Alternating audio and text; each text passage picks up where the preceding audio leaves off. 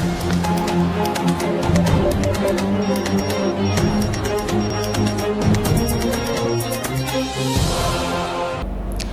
plaisir est immense de vous tenir compagnie, mesdames et messieurs. Bienvenue dans cette édition du journal scolaire. Une audience accordée le mercredi 16 octobre à la ministre d'État, ministre de l'Éducation nationale, Raissa Malou, par le président de l'Assemblée nationale, Vital Kamerhe. La question de la rémunération des enseignants a été abordée aussi. Raissa Malou a remis un exemplaire du plan quinquennal de l'éducation nationale au président de l'Assemblée nationale. Je voudrais vraiment remercier chaleureusement et vraiment exprimer ma profonde gratitude à l'honorable président de l'Assemblée nationale d'avoir pris le temps de me recevoir aujourd'hui pour en fait militer sur la question des enseignants. Vous savez que c'est une préoccupation importante pour le gouvernement. Nous tenons absolument à améliorer les conditions sociales de nos enseignants. Le chef de l'État nous a instruit de faire tout ce qui était en notre pouvoir pour améliorer leurs conditions et leur statut.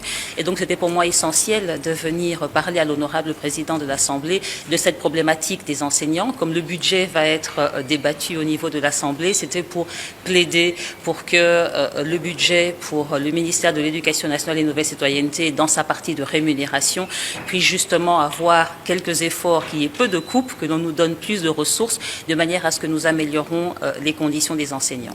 À l'occasion du bilan de 100 jours de son équipe, la première ministre Judith Souminois s'est entretenue vendredi 11 octobre avec la presse. Le chef du gouvernement a exhorté les enseignants des écoles publiques à faire preuve de patriotisme et à reprendre le cours pour éviter une année blanche. Mais je pense qu'à partir du moment où on s'est mis d'accord et qu'on a dit qu'en 2025, on allait continuer, on préfère aller sur une année blanche. Je ne pense pas que ce soit la solution. Le gouvernement a montré sa bonne foi. Nous venons d'arriver, nous avons montré notre bonne foi. Nous avons un budget que nous n'avons pas, nous, élaboré. Nous travaillons sur base du budget que nous avons trouvé. Laissez-nous la chance. Avec le budget que nous venons d'élaborer, une fois qu'il va être approuvé par le Parlement et qu'il sera promulgué, à ce moment-là, on pourra faire mieux. Mais là, on fait avec ce qu'on a entre les mains.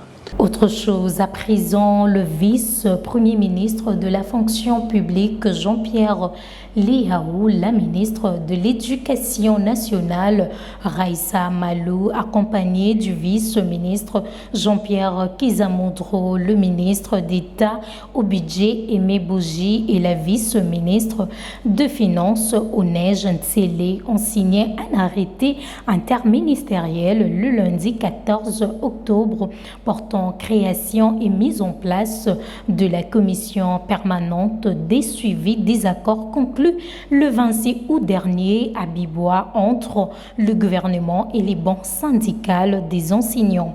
En présence des délégués de principales organisations syndicales, le banc gouvernemental a souligné la nécessité de l'assainissement du fichier des enseignants et l'octroi du statut particulier d'agent public de l'État à l'enseignant congolais.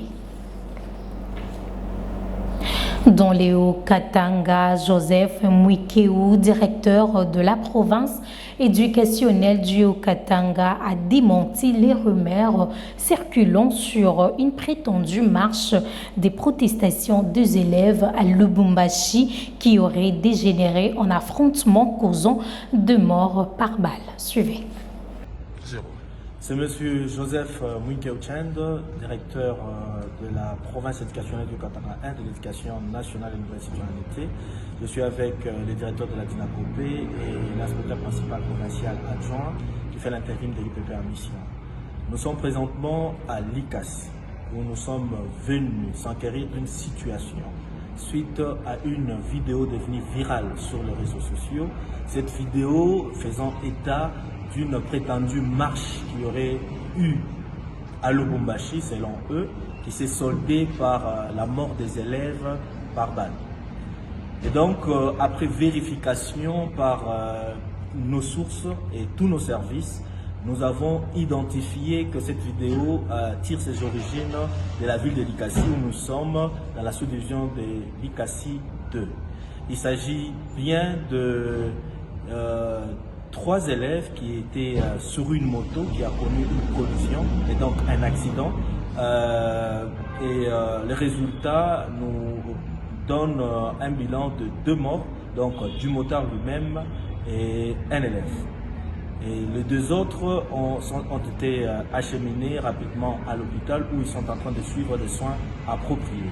Et donc la vérité est celle-là. Nous avons identifié l'école où étudient ces enfants et les classes même. Et donc il n'y a jamais eu dans le Haut-Katanga, dans la ville de Lubumbashi, une marche ou de mort des enfants qui ont été tirés par balle.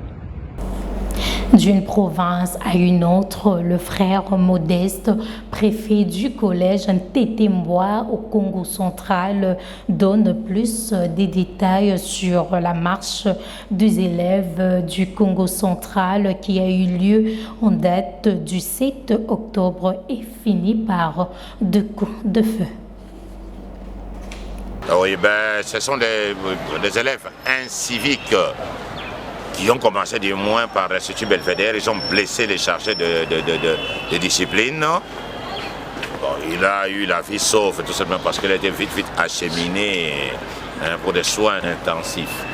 Ils ont quitté l'Institut Belvédère, ils sont allés à l'Institut Monseigneur Loubaki, ils ont grimacé, ils sont allés à l'Institut d'Infusion, ils ont fait pareil à l'Institut Kianfu.